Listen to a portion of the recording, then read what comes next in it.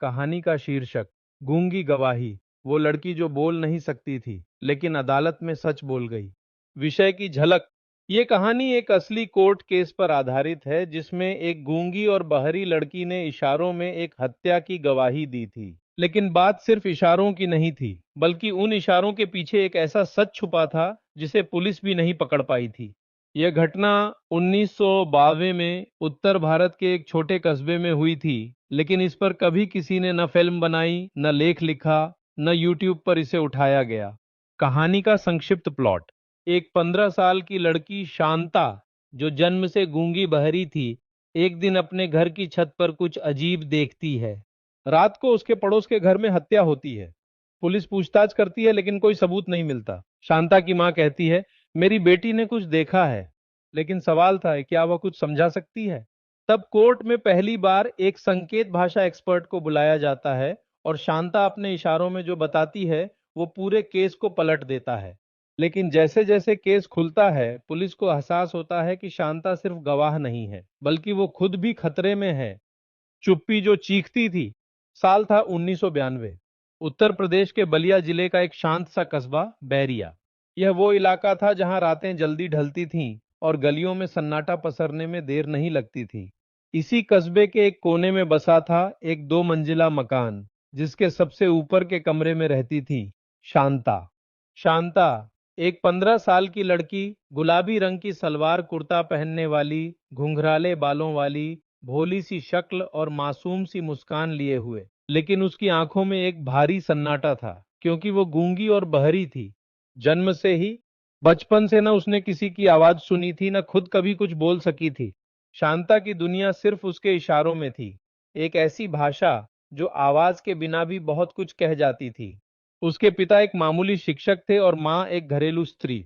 शांता को बोलना नहीं आता था, लेकिन वो अपनी माँ के चेहरे के हाव भाव पढ़ लेती थी। वो उसकी आंखों में गुस्सा, प्यार और चिंता सब समझ लेती थी। लेकिन दुनिया दुनिया उसे सिर्फ एक बोली नहीं जाती कहकर दरकिनार कर देती थी। रात का सन्नाटा और एक चीख।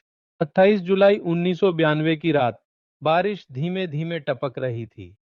शांता अपनी छत की ओर बने कमरे में अकेली थी। उसने खिड़की से बाहर झांका।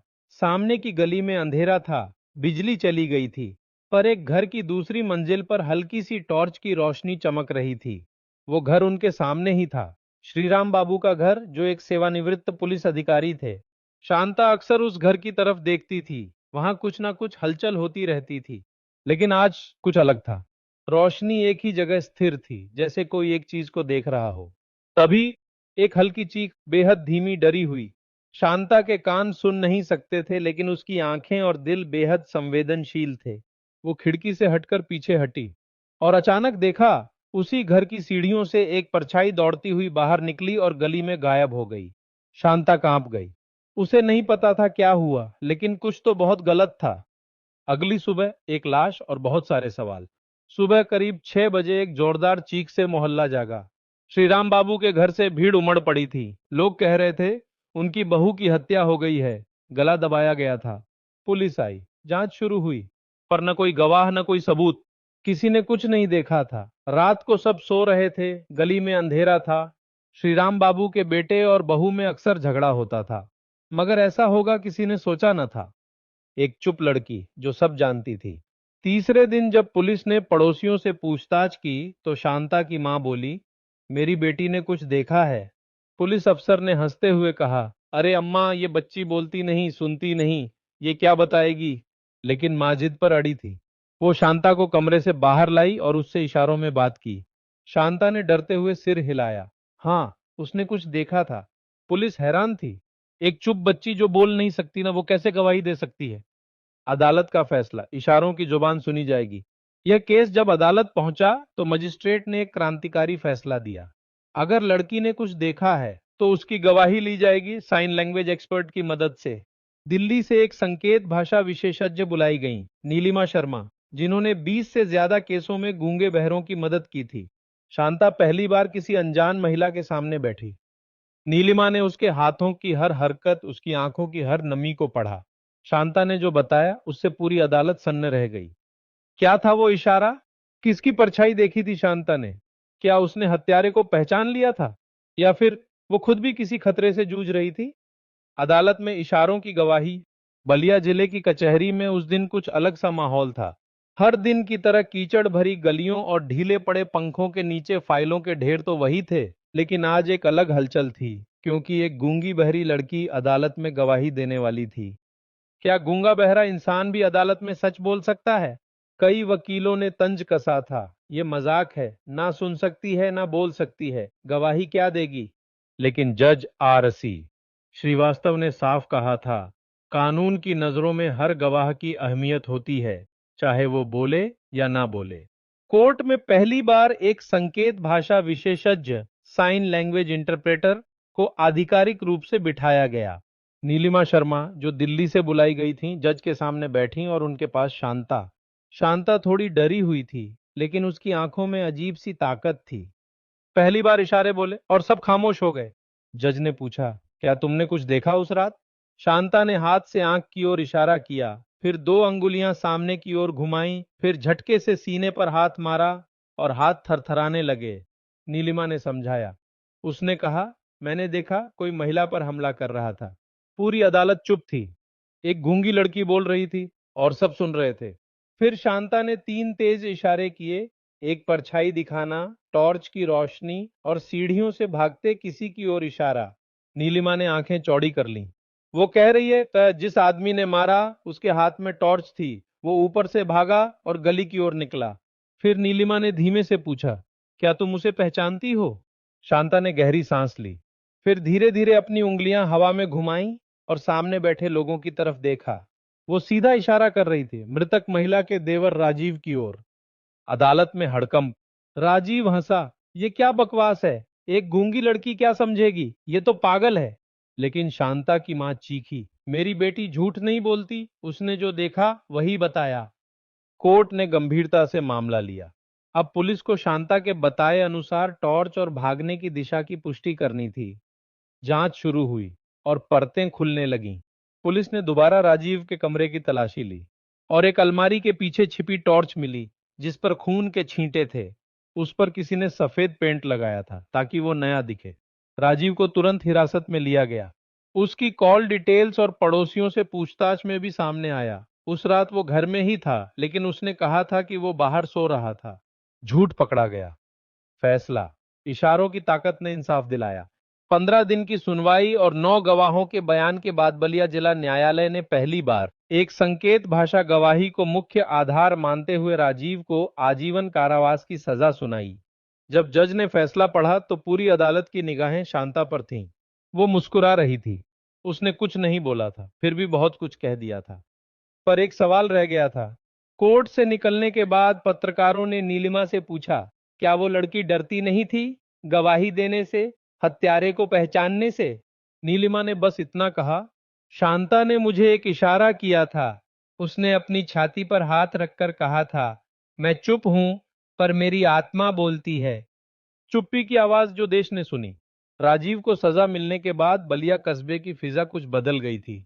लोग अब शांता को दया या लाचारी की नजरों से नहीं देखते थे।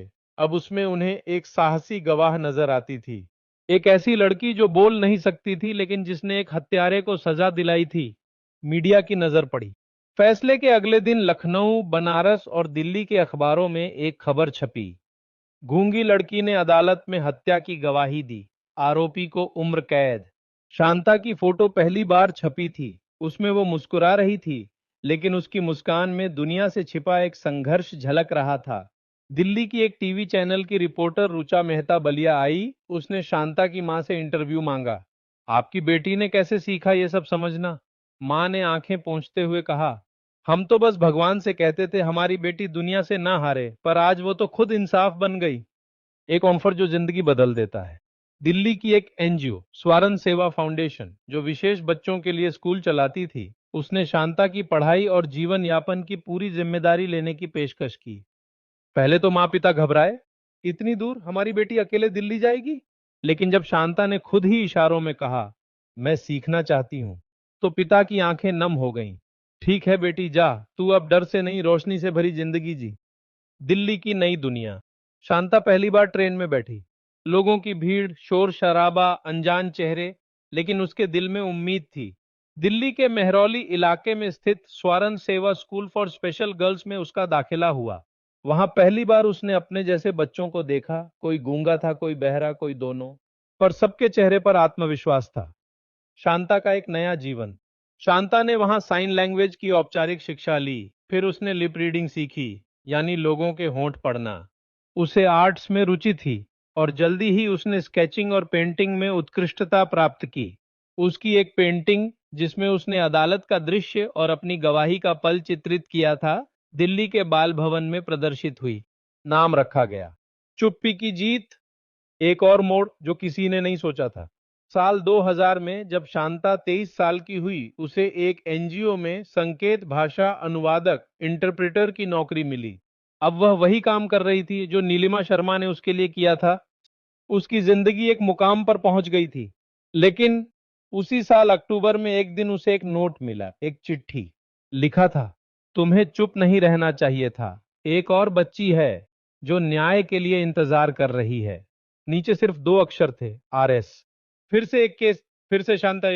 शांता समझ नहीं पाई, मैं ये कौन है। उसी शाम एक फोन आया एनजीओ के हेल्पलाइन पर।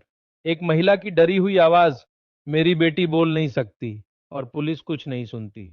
शांता ने खुद को संभाला, उसने उस बच्ची की फाइल मंगाई, केस पढ़ा और फैसला लिया। अब वो सिर्फ गवाह नहीं, सहायता भी करेगी। अब वो दूसरों के लिए आवाज थी। अगले 5 सालों में शांता ने 17 केसों में गूंगे बहरे बच्चों और महिलाओं की मदद की, उनकी तरफ से अदालत में इशारों में गवाही दी, उनका पक्ष रखा। अब अदालतों में एक नया नाम लिया जाता था, शांता देवी द साइलेंट जस्टिस वॉरियर। एक अंतिम मुलाकात। साल 2008 में दिल्ली में एक अवार्ड समारोह हुआ।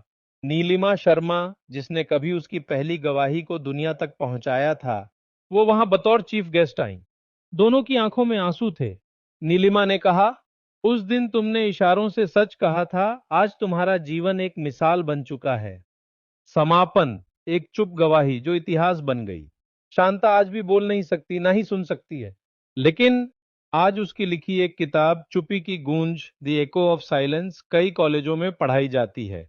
उसकी कहानी बताती है, सच बोलने के लिए आवाज नहीं, सिर्फ हिम्मत चाहिए। यह कहानी सिर्फ शांता की नहीं है, हर उस इंसान की है जो दुनिया की चुप्पियों में भी सच तलाशते हैं।